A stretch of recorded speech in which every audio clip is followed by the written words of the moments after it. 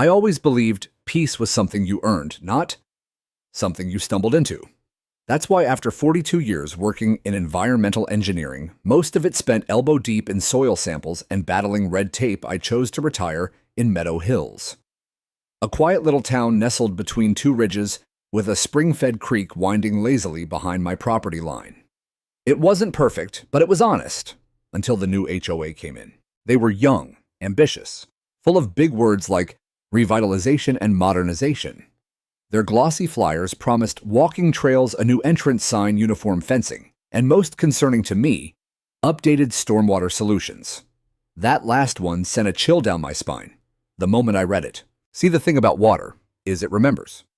Change the course of a stream and it doesn't forget. So when our new HOA board, led by a slick-talking real estate woman named Karen Holt, started talking about redirecting runoff from outdated ditches and improving drainage efficiency, I knew exactly what that meant. They were going to start digging where they had no right to. I tried to keep my nose out of it at first. After all, I was done with bureaucracy's reports and shouting matches in municipal offices. I'd put in my time. But on a sunny Tuesday morning in March, I stepped out onto my back deck, coffee mug in hand, and saw two men in neon vests spraying orange paint lines across the natural marshland just beyond my fence. I set my mug down. "Excuse me," I called, walking toward the property line. "What's going on?" One of them, a kid who looked barely old enough to shave, glanced up. "Drain line expansion, sir." "Who authorized this?" "HOA. We're contracted by Meadow Hills Development Solutions." That name was not familiar. Not on any list of licensed contractors I'd ever known. I asked for their permit. They didn't have one. By noon, I was standing in front of the HOA clubhouse, which used to be an old stone library. Karen met me at the steps with a rehearsed smile and hands that reeked of artificial charm. "Mr. Harlan, right?" she said. "I was hoping we'd meet eventually." "Then let's talk," I said, skipping pleasantries.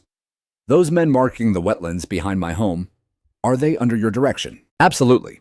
We're launching Phase 1 of our runoff remediation project.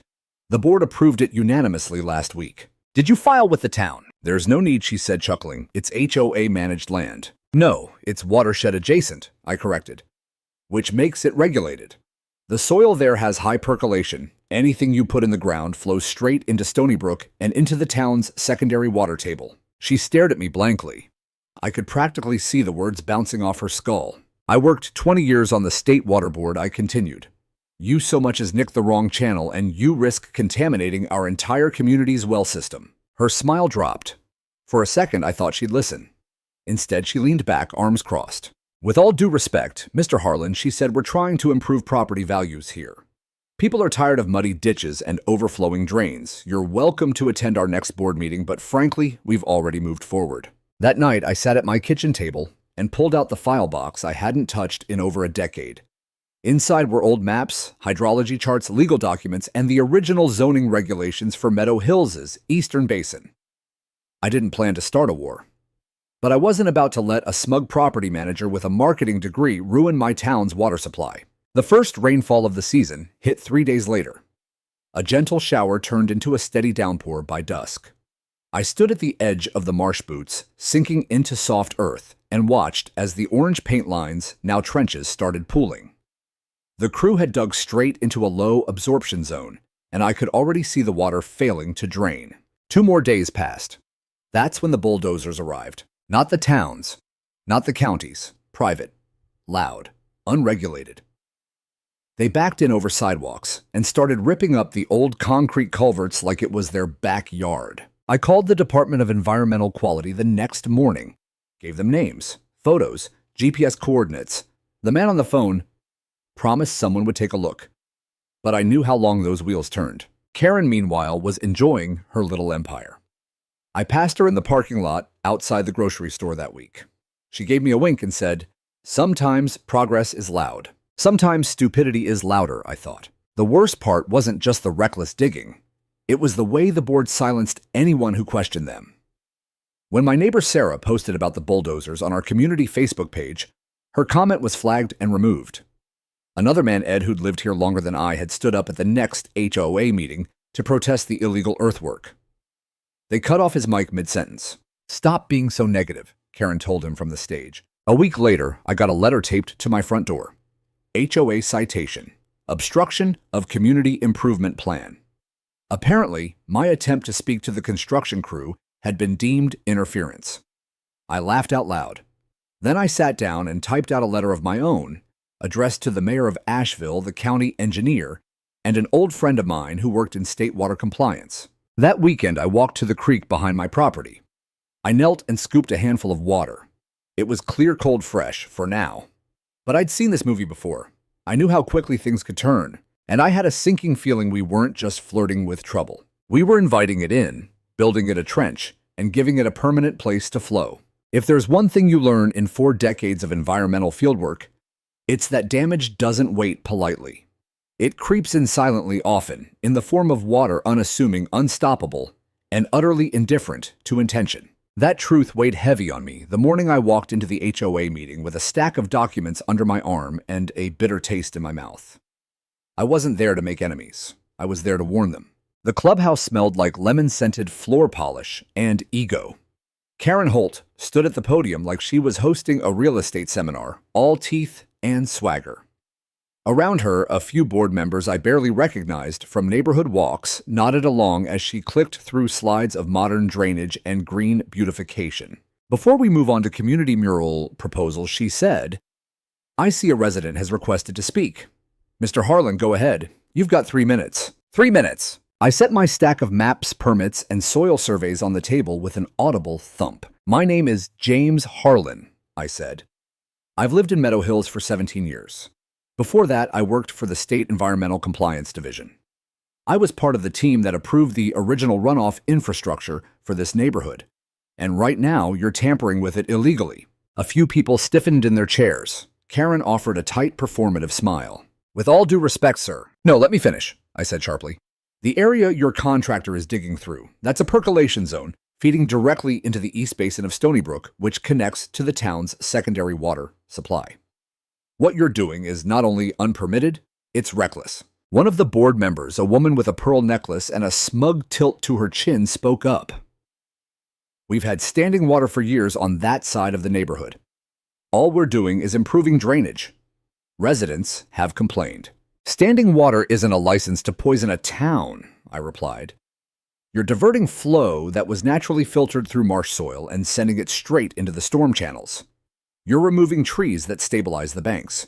You're building a funnel for contaminants and doing it without a single hydrology study." Karen let out a breath theatrically long. "Mr. Harlan, we appreciate your concern."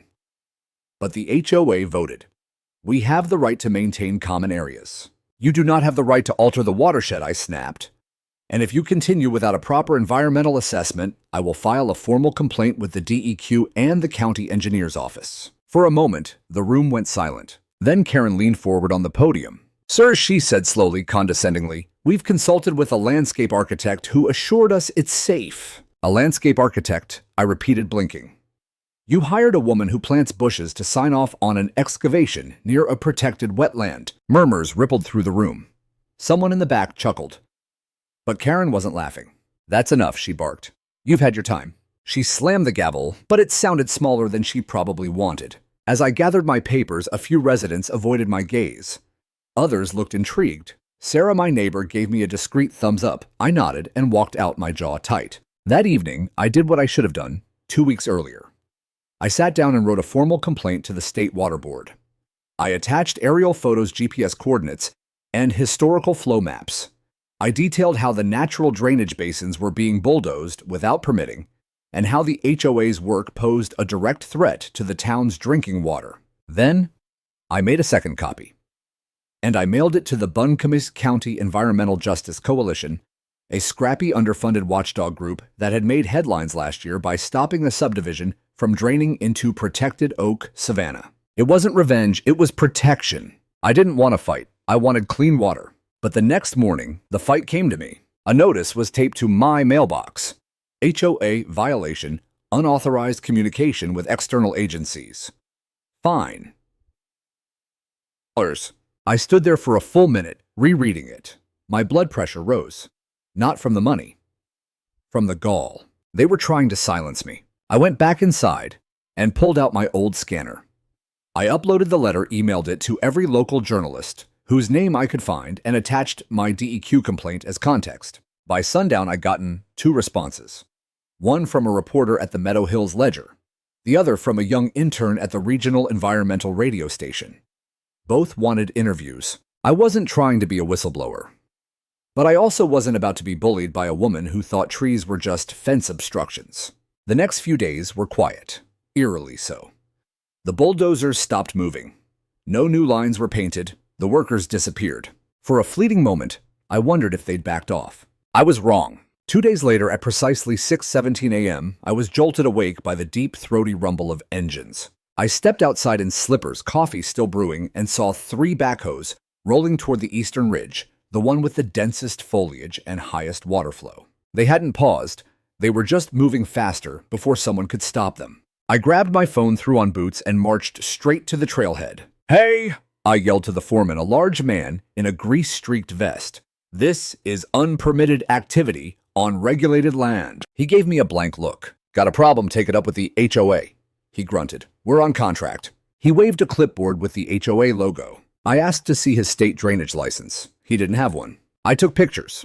I filmed videos. I spoke into the camera. "This is Meadow Hills, HOA conducting illegal trench work on environmentally sensitive soil less than 40 feet from a waterway that feeds into our town's drinking supply." By the time I got home, the HOA had already sent out a community email. Subject: progress at last. "Thanks to your support, we're finally improving Meadow Hills' drainage for a better tomorrow. Ignore the rumors. This is safe, approved, and overdue." My phone rang. Sarah. She was crying. "I let my dog drink from the creek behind our house," she said. "He's vomiting blood." I felt cold. 2 hours later, Ed called. "My tap water smells like sulfur." I thought I was imagining it, but now I don't think it's just me. It wasn't. That evening, I drove to the old testing lab I'd built in my garage years ago for hobby work.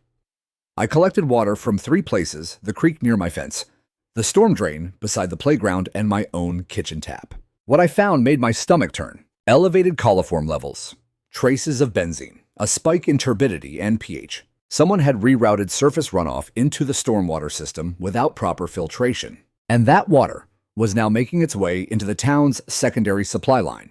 It was worse than I thought. I sat in the dim light of my garage, staring at the results. This wasn't just incompetence anymore. This was contamination, and I wasn't going to stay quiet. The next morning, the sound of metal tearing earth snapped me awake before sunrise. By the time I threw on jeans and boots, a convoy of machinery had begun carving the far end of the marsh like it was a blank canvas, gutting through clay soil root systems and decades of careful, natural layering, like none of it mattered. It was chaos in motion. I grabbed my field notebook, my phone, and the faded green binder I kept for my days at the state compliance office, my little Bible of water law emergency codes and environmental disaster protocols. I didn't know yet how far this would go, but something in my gut told me that once the ground gave way, so would the lie holding all of it together. I wasn't wrong. By 8:00 a.m., I stood on the overlook by Stony Brook Ridge, documenting it all from my phone. Excavators were cracking old runoff conduits with zero containment strategy. Concrete chunks sat in open piles, and oily water seeped into the basin. Then I saw them, 2 women in polos, talking just beyond the work zone. Karen Holt and another woman I didn't recognize, tall and wearing a blue sports coat too clean for a job site. They were arguing. Karen's hand gestures were wide, impatient. The other woman handed her a folded envelope. I zoomed in. Cash. It wasn't a massive wad, but it was cash on a construction site in broad daylight. No documentation. Karen stuffed it into the inside pocket of her windbreaker and marched away without noticing me. I stood there stunned. I knew corruption when I saw it, but I didn't expect it to be this blatant. Not here. Minutes later, something shifted underfoot. The ground beneath my left boot sagged. I leapt back instinctively as the soil crumbled away into an exposed trench, freshly dug, shallow, with PVC pipes hastily installed and already leaking at the seams. I squatted to inspect, and what I saw nearly made me retch. The pipes were cheap grade, meant for irrigation, not sewage or storm drainage. The glue joints were smeared on haphazardly, some still wet. One of the couplings had burst, already trickling oily runoff down into the groundwater path that fed directly toward the east retention pond. This wasn't just negligent, it was criminal. I took photos, marked the coordinates.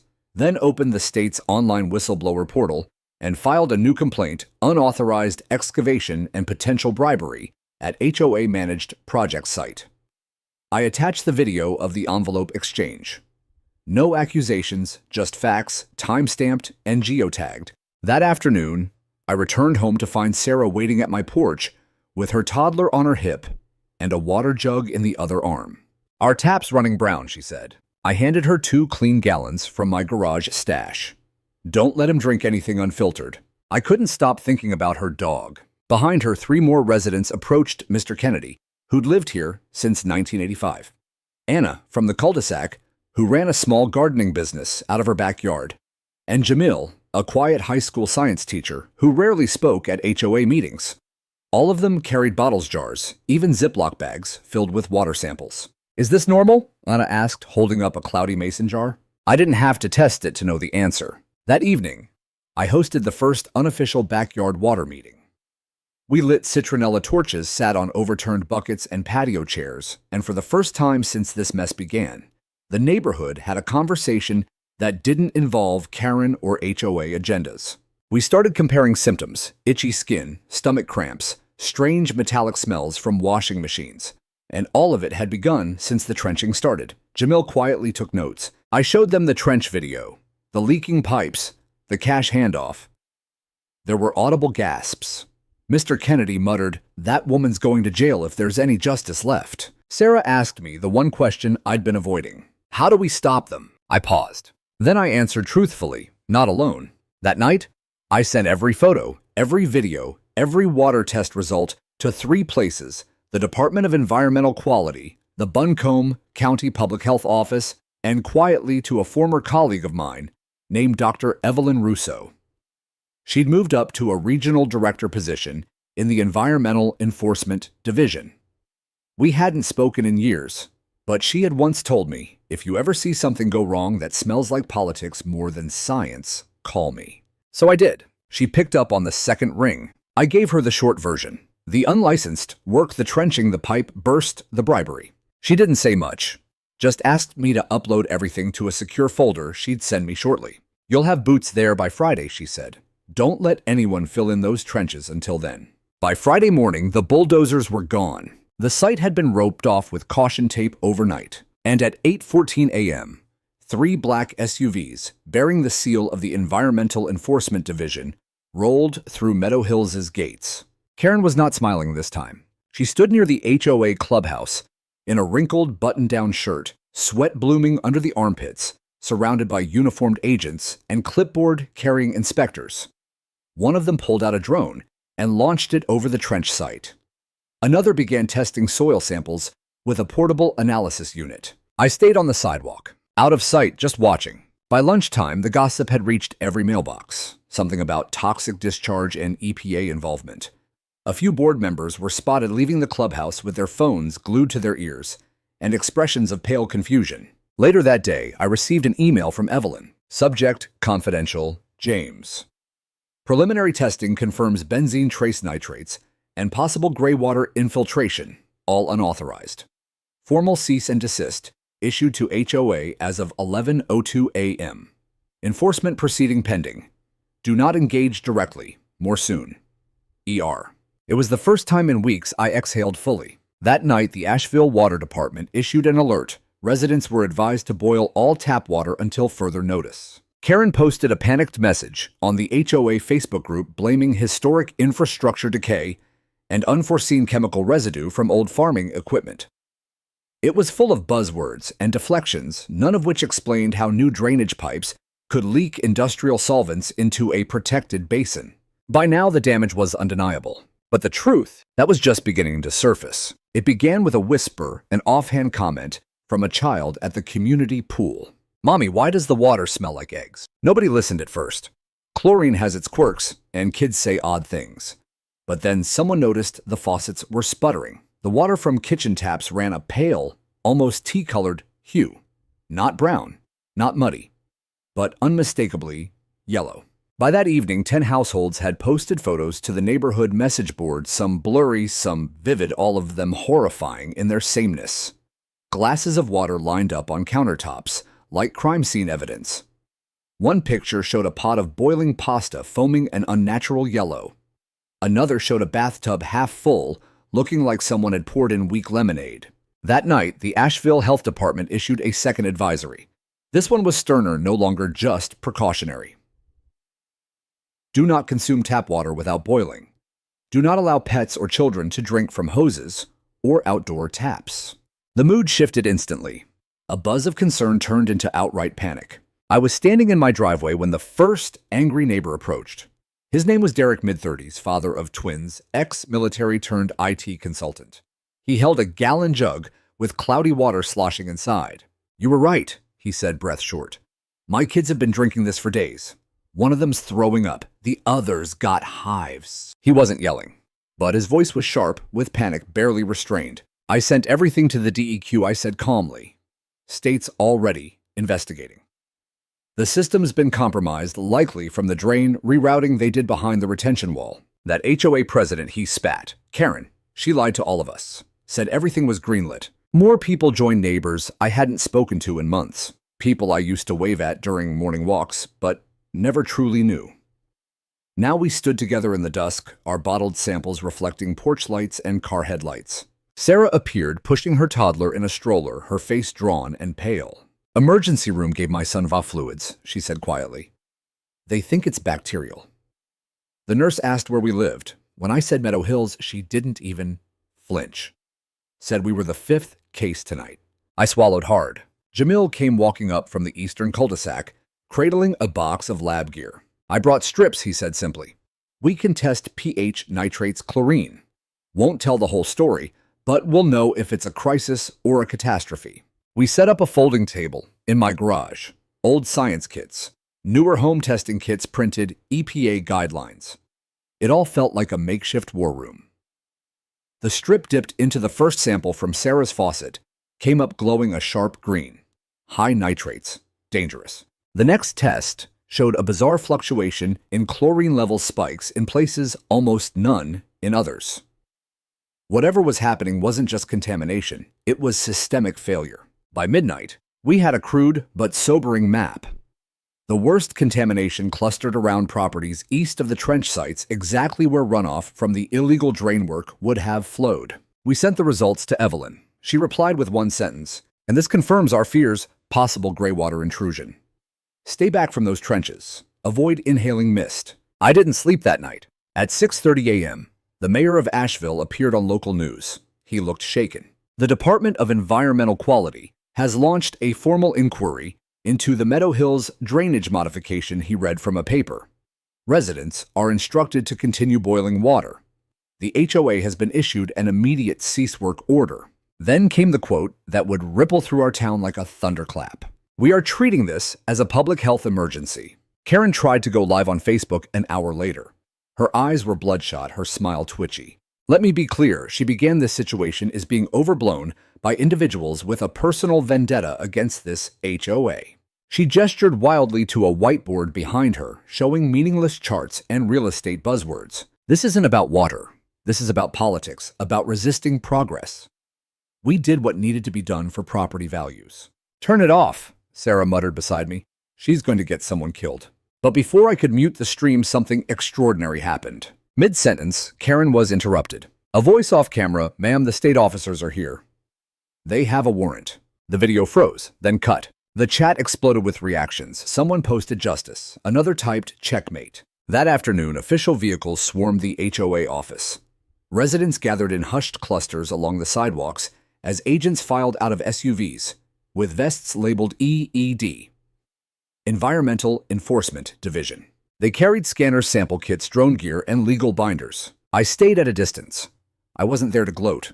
I was there to protect the water. An agent approached Karen, who stood at the top of the steps in a wrinkled suit and sweat-drenched collar. "You're the president?" the agent asked. Karen nodded, swallowing hard. "You authorized the excavation and rerouting of groundwater channels behind Stony Brook Ridge." Karen opened her mouth, closed it, then opened it again. We had board approval. We thought it was landscaping." "Did you have a permit?" "Well, we didn't think we needed one for drainage." "Did you consult a hydrologist?" "We had a landscape architect," she mumbled, voice breaking. That was when the crowd gasped. I didn't cheer. I just watched as the agent held out a folder. This is a formal notice of violation under the State Environmental Code, Title 13. You are hereby ordered to cease all HOA-led infrastructure projects until further review. Someone from the crowd yelled, "How much is this going to cost us, Karen?" Another voice, "My baby's sick because of you." Karen looked like she might faint. Later that evening, the Meadow Hills Ledger published an online expose titled, "Project Linked to Water Contamination, Did Leadership Ignore Expert Warnings?" They included a quote from me, a short one. If they had listened, this wouldn't have happened, but water doesn't forgive ignorance. The article went viral locally. A regional news station picked it up the next day. Then the county sent its own inspectors. By Sunday, bottled water was being delivered to every home in Meadow Hills. The HOA's funds were frozen, their website shut down. And the yellow water, it kept flowing for another week, quiet, sinister, a stain we couldn't see, but everyone could taste. But something else began flowing too. Accountability. You could see it in her eyes. Karen wasn't sorry. She was scrambling. 3 days after the state issued the cease and desist order, and half the town's water tested positive for nitrate contamination, the HOA board held an emergency town hall. It wasn't sanctioned by the county. It wasn't even legal technically since the HOA was under suspension. But Karen spun it like a community update, and people showed up anyway, more out of rage than curiosity. The meeting was held in the old school gymnasium, where folding chairs creaked under angry residents, and fluorescent lights flickered overhead like a warning sign. I sat in the back row silent, my arms crossed, a folder of documents resting on my lap like a loaded weapon. Karen stood at the center of a makeshift stage flanked by 2 of the remaining board members. The others hadn't shown up. One had resigned. Another had reportedly skipped town. She started with a hollow greeting. "Good evening, neighbors. I know many of you are concerned, but I want to clear the air and set the record straight." The murmur in the room was cold, suspicious. The recent water issues, though unfortunate, are not a direct result of the improvements our board approved. We have reason to believe the infrastructure beneath Meadow Hills was failing long before our term began. I shifted in my seat. "Old clay piping improperly maintained filters town negligence," she continued. "Our drainage improvements may have revealed vulnerabilities, but they didn't cause them." Someone stood up near the middle row. It was Jamil, the science teacher. "That's a lie," he said calmly. "I tested the water at 5 different sites. The only elevated contaminants appeared downstream of your trench work." Karen straightened her tie. "We appreciate your input, ma'am, but we have spoken to multiple industry consultants who say otherwise." "Name them," Jamil fired back. Karen blinked. "Excuse me. Name one consultant," Jamil repeated. "Not a landscaper, a certified hydrologist. One." Silence. Someone snorted. A woman near the left aisle stood up next. "My daughter has E. coli from our faucet. She's 7, she said. 7. We boil our water, we filter it, and still she got sick." My pediatrician filed a report. You know what it says? Groundwater contamination from disrupted filtration. From trench work. She held up a printout and shook it like a weapon. Karen's face paled. The murmurs turned to grumbles. People weren't just angry anymore. They were disgusted, betrayed. But Karen wasn't finished. In addition to failing infrastructure, we have also encountered obstruction from certain residents who attempted to interfere with our work, she said, glaring toward the back row where I sat, including some who submitted inflammatory complaints to the state, which triggered unnecessary panic. Every head turned. All eyes found me. I didn't stand. I didn't flinch. I just raised my hand and held up the folder. Then I walked to the front, climbed onto the stage without invitation, and turned to face the crowd. "You want the truth," I said. "Here it is." I opened the folder and spread out maps, photos, and test results on a nearby table. "This," I said, pointing to a dated permit, "is the original zoning plan from 1986, approved by the State Environmental Commission.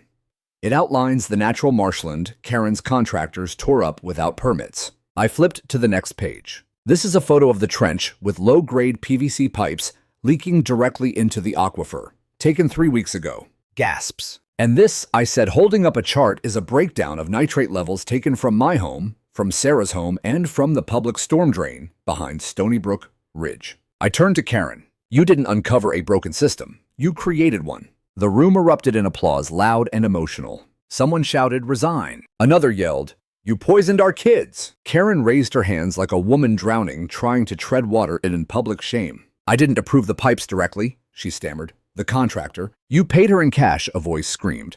I saw the video. That broke her. She stammered something about miscommunication, about being misled, about serving the community's best interest. But it didn't matter. The wave had already broken. The tide had turned. And no amount of spin could rebuild what she had shattered. That night, the HOA board was dissolved by an emergency vote pending the outcome of the state's legal review. The county took temporary administrative control over Meadow Hills. For the first time in decades, the HOA had no president, no authority, no voice. Except mine. And I didn't want power. I wanted accountability. The next day, I was interviewed by the local NBC affiliate. Not because I sought fame, but because people needed to hear that the danger was real and preventable. Why didn't they listen to you, the reporter asked. I looked into the camera and said, because they thought appearances mattered more than consequences. When the interview aired, my inbox flooded. Some offered support. Others shared their own HOA horror stories. A retired biologist from a neighboring town offered to help us set up long-term water testing. A community college professor asked if she could use Meadow Hills as a case study for urban environmental mismanagement. But what hit me hardest was a handwritten letter that arrived 2 days later. It was from a woman named Marcy, the wife of a board member who had quietly resigned. Dear Mr. Harlan, my husband didn't speak up. He saw what was happening, but he stayed silent because he was afraid of Karen, afraid of being ostracized, afraid of legal fallout. I begged him to say something. He didn't. But you did. You saved people. Thank you, Marcy L. I read it twice, then tucked it into the same green binder that had started all this, because I knew we weren't done. The water was still yellow, and the real work, restoring trust, rebuilding safety, re-educating a community that had been gaslit by its own HOA, was just beginning. The binder lay open on my dining table, each page meticulously arranged in clear plastic sleeves. Years ago, I'd started collecting documents as a hobby after retiring site maps, hydrology reports, regional zoning records. Some people collected stamps. I collected proof. I never thought it would be my armor. But that morning, after the town meeting and Karen's public meltdown, I knew it was time to take everything I had and make it undeniable. I didn't just have theories. I had the truth measured, dated, and archived. The first document I reached for was the 1986 hydrology report commissioned when Meadow Hills was still in planning. It outlined exactly where the natural runoff zones lay, colored in blue and green with contour lines showing how rainfall trickled through marshes and filtered down into the aquifer.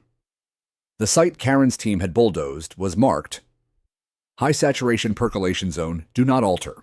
I flipped to the next plastic sleeve, an EPA compliance memo from 2003, reminding HOAs across the county of their obligation to consult with hydrologists before making drainage alterations. The same policy Karen had waved away in a board meeting, claiming it only applied to new developments. Wrong.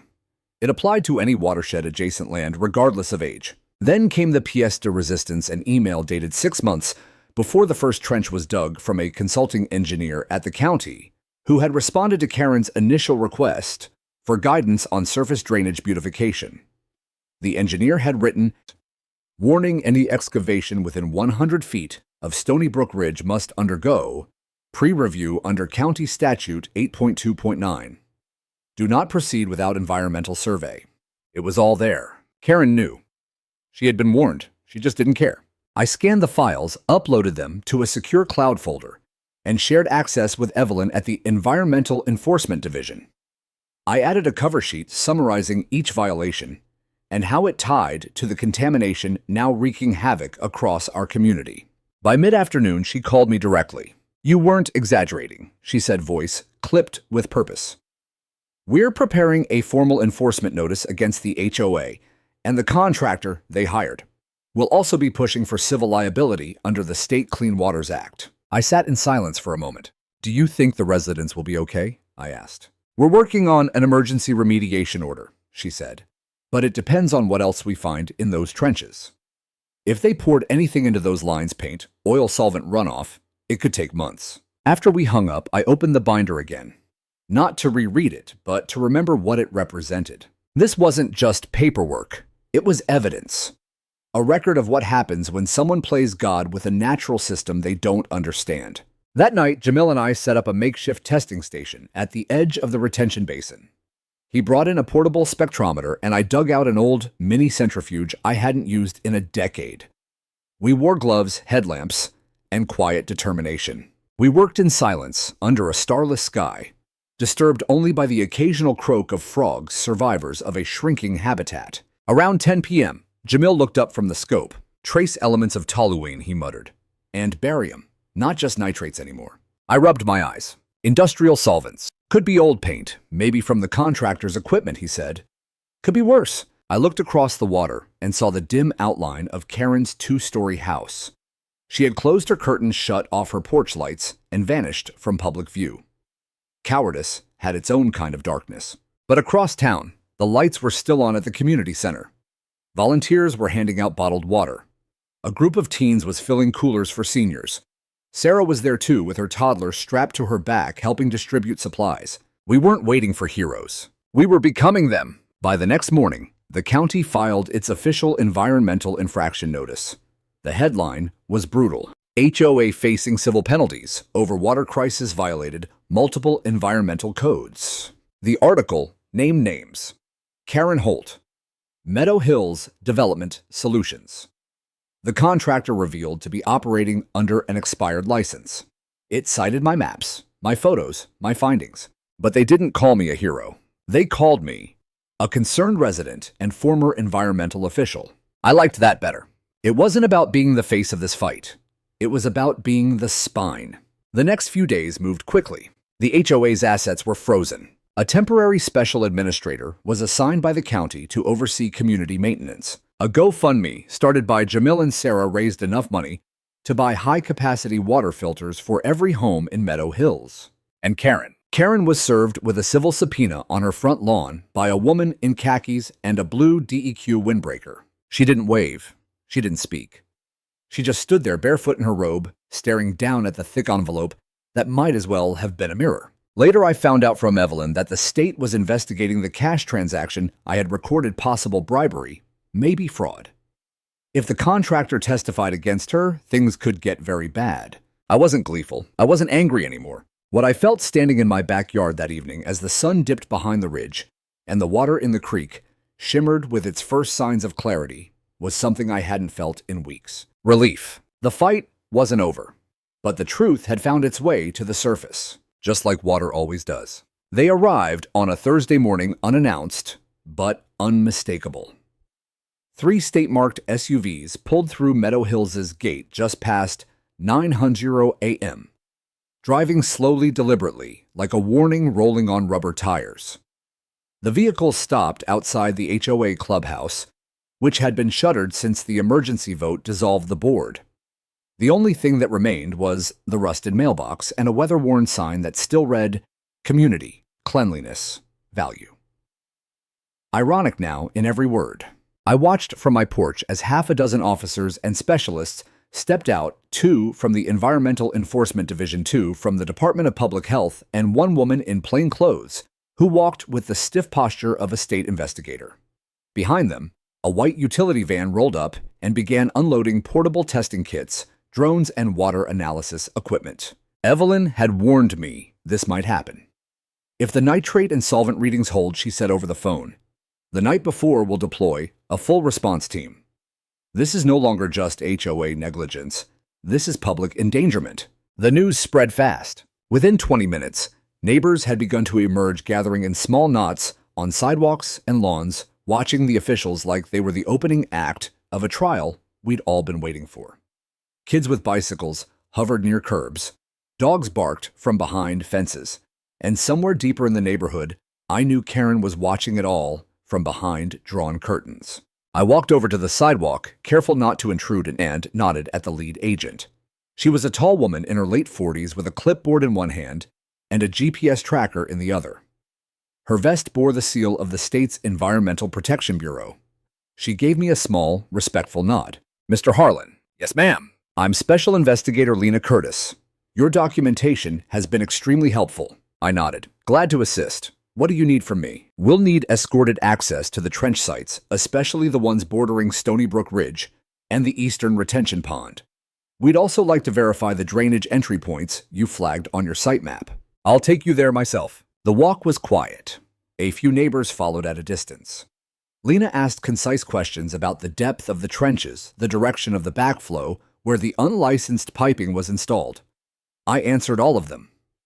It felt like I was back in the field, clipboard in hand, ankle deep in clay, mapping out how man and nature collided. When we reached the main trench, now sagging waterlogged and flanked by wilting brush, Lena paused. Her team circled it, like surgeons inspecting a wound. This is worse than the photos, she said softly. She crouched beside the exposed pipe, snapped a few pictures, then took out a core soil sampler. As she twisted it into the ground, I noticed the thin shimmer of an oily film floating over pooled runoff. She noticed it too. Toluene, she muttered. Or worse, possibly a degreasing agent. The moment was interrupted by a shout from one of the junior agents up the ridge. We've got cross-contamination. Everyone rushed toward the noise. The young man had opened a storm drain grate, and inside was a rush of grayish water, laced with foam flowing rapidly too fast for a line that was supposed to be dry in the dry season. Confirmed bypass into the town's secondary line, he said. Lena's voice turned cold. Get water samples, call the mobile lab, and somebody notify the county. This wasn't just a violation anymore. It was proof of causality. The illegal trenching had introduced foreign runoff into the town's infrastructure, and that meant the HOA was directly liable for the contamination that had sent kids to hospitals, shut down kitchens, and caused a crisis of trust that no public apology could fix. Back at the clubhouse, the plain-clothed investigator emerged holding a file box, half burnt, on one side as if someone had tried to torch it but chickened out halfway.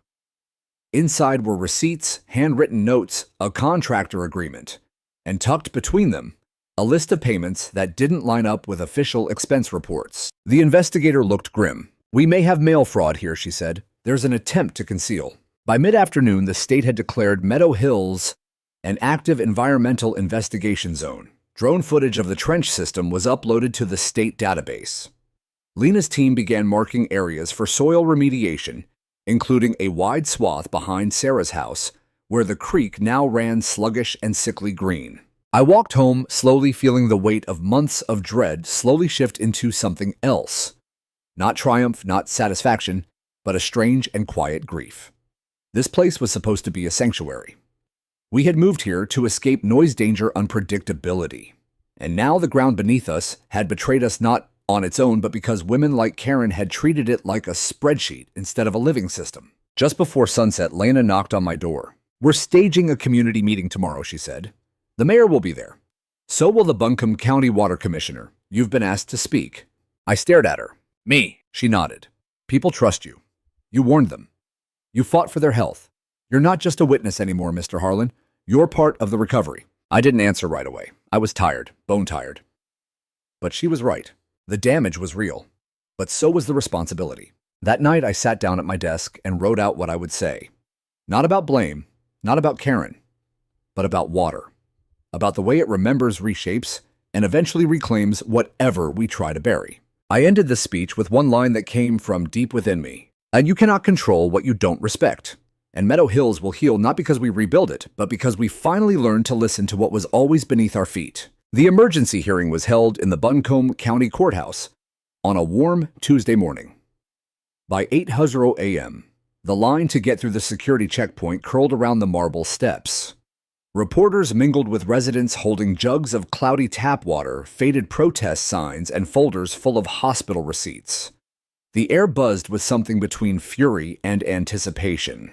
Inside the courtroom, a temporary panel had been assembled. One state environmental judge, a deputy from the public health office, and the county commissioner himself, flanked by legal counsel. On the other side of the aisle sat Karen Holt, pale, sweating, and alone, her once perfectly pressed suit jacket wrinkled at the elbows, a thin legal pad trembling in her lap. I sat near the back, next to Jamil and Sarah. Sarah's son was with her, clutching a stuffed dinosaur and sipping bottled water through a straw. At exactly 9:05 a.m., the gavel dropped. This emergency hearing is now in session regarding the environmental violations reported in Meadow Hills, including unlawful trenching, groundwater contamination, and potential criminal negligence by the Acting Homeowners Association. It was surreal hearing the words said out loud in an official room under oath. The first to speak was the lead investigator from the Environmental Enforcement Division. She delivered a methodical summary dates of the violations, photos from the trench site nitrate spikes confirmed by independent labs, drone footage showing chemical runoff directly bypassing standard filtration routes. Then came the forensic accountant. She stood up and held aloft a stack of paper, her voice crisp. This, she said, is a reconstructed expense report showing over $42,000 in unreported payments made to Meadow Hills Development Solutions, an entity owned indirectly by Ms. Holt's cousin. Gasps. Whispers.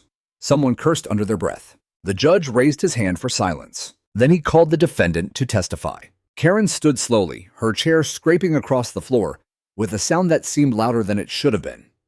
She walked to the podium and stared straight ahead as if rehearsing the words on the ceiling tiles. Ms. Holt, the judge began, "You are not required to speak.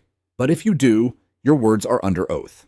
Karen licked her lips and nodded. "I understand." She gripped the edges of the podium like it might collapse beneath her. I never intended to hurt anyone," she began. The HOA was under pressure to fix flooding issues. Residents were complaining about backyard pooling erosion. We didn't have the budget for a full survey, so we made the call to proceed. "You mean you made the call?" the judge corrected. Karen flinched. "I thought we were doing what was best for the community," she mumbled. "And the contractor," she assured me, "everything was above board." "Did you review the county's environmental code before approving trenching?" I know, Karen admitted, "not directly." "Did you receive a cease and desist letter from the State Environmental Commission prior to continuing excavation?" Karen hesitated. "I saw the letter." The courtroom fell silent. Her lawyer buried her face in her hands. "And did you hire an unlicensed crew without soil containment protocols?" Karen's voice cracked. "I didn't know they weren't licensed. My cousin set it up." That's when the scream started from a woman in the audience. "You lied to us!" she shouted, rising from her seat with shaking hands. "My son has had 3 seizures in 2 weeks. You poisoned him." A bailiff stepped forward to intervene, but the judge held up a hand. "Let her speak," he said gently. The woman, now crying, turned to the room. "We trusted her," she sobbed. "All of us. We just wanted clean yards and working drains, and instead, she gave us poison." People nodded. Some cried. Sarah hugged her son tightly. Karen's shoulders caved forward as though the air had left her lungs. After a moment, the judge struck the gavel again and cleared the floor. The next speaker was me. I didn't want to do it, but I knew I had to. I walked to the podium and faced the panel, not Karen, not the crowd, just the law. "My name is James Harlan. I'm a retired environmental engineer and a resident of Meadow Hills. I came forward when I noticed the first signs of illegal trench work. I submitted reports, photos, and water samples. I was ignored by the HOA, fined for interference, and accused of spreading fear." I paused, but I didn't want to fight. I wanted to protect my neighbors, people who trusted their water, their homes, their health to a system they thought was looking out for them. I handed the judge a map. "This is the original drainage blueprint for Meadow Hills, dated 1986. The areas that were dug up were marked as protected percolation zones. That was ignored." I held up a second document, and this is a DEQ warning sent directly to Ms. Holt prior to excavation, stating clearly that no alteration could occur within 100 feet of Stony Brook Ridge. That too was ignored. I looked at Karen just for a second. Negligence isn't just forgetting to read the rules. It's choosing not to. I stepped down and walked back to my seat, heart pounding, hands cold. The hearing continued for another hour, more testimony, more documents, more expert statements. At its conclusion, the judge gave a preliminary ruling. Based on the evidence presented, he said this court finds sufficient cause to initiate civil liability proceedings against the Meadow Hills HOA and refers the matter for criminal investigation under the State Clean Waters Act. Applause erupted. It wasn't joy. It was release, months of tension finally spilling out like pressure from a bursting pipe. Karen sat in silence, her face ashen. As we left the courthouse, neighbors patted my back. Sarah squeezed my hand. Jamil smiled quietly, respectfully. That night, a handwritten sign was taped to the clubhouse door. "Marn closed until further notice, by order of the state of North Carolina." And for the first time in weeks, I stood at my sink, turned on the faucet, and smelled nothing but clean water. After the hearing, Meadow Hills felt like a town waking up after a long illness. The air smelled different, crisper maybe, or maybe it was just that I was finally breathing again without the weight of dread pressing down on my chest. But even in relief, the work ahead loomed large. The contamination wasn't just legal or emotional, it was physical. The damage ran through the soil, the pipes, the trust in our community's systems, and someone had to step in to repair it. I didn't expect it to be me. But as the days passed and officials rotated in and out of the neighborhood, it became clear Meadow Hills needed more than external oversight. It needed leadership, quiet, steady, and grounded in knowledge. It started with a knock on my door. Jamil stood on my porch, holding a clipboard and a thermos. "There's a committee forming," he said, "under the county's guidance, a civilian oversight task force to help coordinate the water restoration plan." I hesitated. "I told them you're the only one with the full map of our original water infrastructure," he added. Of course he did. The next week was a blur of blueprints, conference calls, and site visits. Lena from the Environmental Enforcement Division remained our liaison to the state. She asked if I'd serve as technical advisor for the filtration system upgrades. I agreed on one condition: I don't want a title. No chairmanship. No HOA 2.0. I just want clean water for my neighbors. She smiled and said, "That's exactly why you're the right person." We began by cataloging the damage. 3 trench sites needed backfilling with approved material. 2 drainage pipes had to be removed entirely, one of which had already collapsed, sending gray water into a culvert that backed up near the schoolyard. The retention basin behind Sarah's house tested high for both nitrates and toluene.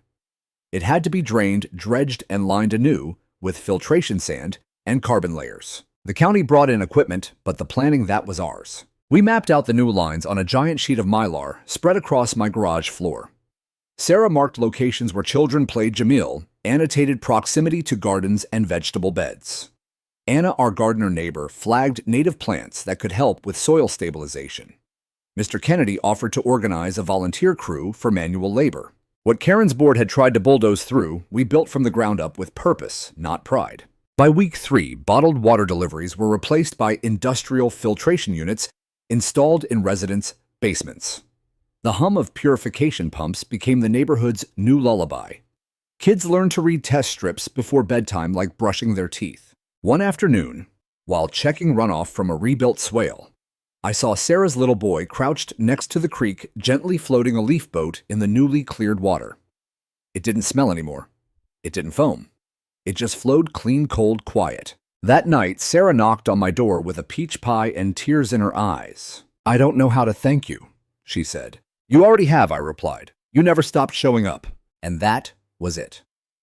The healing wasn't dramatic. It wasn't marked by headlines or fanfare. It came in moments: the return of a blue heron to the marsh, the quiet joy of planting new trees, where scars had been the first time I drank from my kitchen faucet without flinching. The county formally released its final report on the Meadow Hills crisis a month later. It cited clear violations by the former HOA, praised the role of community coordination, and recommended legislative updates to restrict future HOA authority over environmental infrastructure. I received a letter from the governor's office thanking me for my service to the people of Meadow Hills and the state. I didn't frame it. I stuck it in the back of the same green binder where everything had begun. But the biggest moment came quietly. It was a Sunday morning. I was kneeling by the creek planting watercress with Anna and her niece. The soil was damp but clean. The stream bubbled with life again. And that's when a boy, maybe 10 or 11, rode past on his bike and called out, "Thanks, Mr. Harlan." I looked up. "Thanks for fixing the water." And he was gone. I sat back on my heels and smiled, not the kind you force, but the kind that surprises you, gentle and full. We had restored more than pipes. We had reclaimed dignity, truth, connection. The HOA building remained closed. A new oversight board was forming, elected diverse, and for the first time accountable to the county. Karen hadn't been seen in weeks. Rumors swirled that she'd moved in with family out of state, that she was being deposed for a separate fraud case involving her cousin. I didn't care anymore. She could disappear into whatever silence she wanted. I had a garden to tend, a town to love, a creek to protect, and finally, peace that didn't come from compliance, but from justice earned drop by drop. The creek behind my house sang again. It didn't roar like a river or gurgle like a fountain. It sang in that subtle way only clean, free-flowing water does. A whisper over stone. A shimmer through roots. It had taken months to hear that sound again, and now that it was back, I didn't take a single note of it for granted. I sat on my back porch with my coffee and a worn field notebook in my lap, not because I needed to take samples anymore, but because the habit of observation was hard to shake. Some mornings, I still found myself scanning the banks for chemical sheen, for foam, for anything that felt out of place. But more and more, everything looked just right. What had begun as an HOA vanity project had nearly destroyed a community. But somehow, it ended with us neighbors once isolated behind fences and bylaws, working together like roots weaving under soil. Every step in the restoration process became a seed of something larger resilience. We didn't need the HOA anymore, not like it had been. A few weeks after the emergency hearing, the county held a community reorganization session. Residents poured into the old gym again, not in anger this time, but in cautious hope. This time, there were no suits, no high chairs or gavel drops, just folding tables, clipboards, and sign-up sheets. Sarah stood and nominated Jamil to lead the new Water Safety Committee. He accepted, but only if Anna and I joined as technical consultants. I agreed reluctantly. I don't want any position, I reminded them. No official title. You've already got the only one that matters, Jamil said with a smile. Protector. That stuck with me. One of the state environmental agents returned a month later to monitor progress. She stopped by my porch, leaned against the rail, and said, "You know, there are municipalities that spend $500,000 on public awareness campaigns and still don't get this kind of engagement." I shrugged. All it took was nearly poisoning a town. She smiled a little sadly. Still, it's rare. You should consider consulting again. I looked past her toward the creek where Sarah's boy was skipping stones. I think I'm exactly where I'm supposed to be. There was no courtroom this time, no article, no applause. Just small moments, a neighbor stopping by with a thank you note, kids building a science project based on the creek's filtration system, Anna planting wildflowers where the bulldozers had torn earth. Respect didn't arrive with ceremony. It came in waves, in knowing glances and quiet nods. During morning walks, in the simple way people began turning to one another again. Karen's house remained on the market for months. No one wanted it. Eventually, the county repossessed it to cover legal costs. The clubhouse, once a symbol of gatekeeping and entitlement, was repurposed as a community co-op space. A mural, now stretched across its front wall, painted by local teenagers, a heron rising from blue waters above the words, "We listen now." And we did. We listened when someone spoke up about new water discoloration. We listened when Anna explained the importance of native grasses over decorative gravel. We listened to each other, because we'd finally learned what happens when we don't. One day, a young couple moving into the neighborhood stopped by to introduce themselves. The husband shook my hand and said, "We've heard stories about you." "Good ones, I hope," I replied. He laughed. "Legendary ones. People say you're the guy who took down the HOA with a binder." I chuckled. I just opened the right pages at the right time. Later that evening, I sat by the water and watched the sky turn orange. I dipped my hand into the stream and let the current pass through my fingers. Clean, cool, honest. I thought about everything we'd lost, time, trust, safety, and what we'd rebuilt, not just infrastructure, but a fabric of connection too long neglected. I didn't have a title. I didn't have a nameplate or an official letter from the county hanging on my wall, but I had something better. I had neighbors who waved when they saw me. I had a garden that grew. I had water that ran true. And in a world full of noise, I had the sound of a creek that healed because someone finally had listened.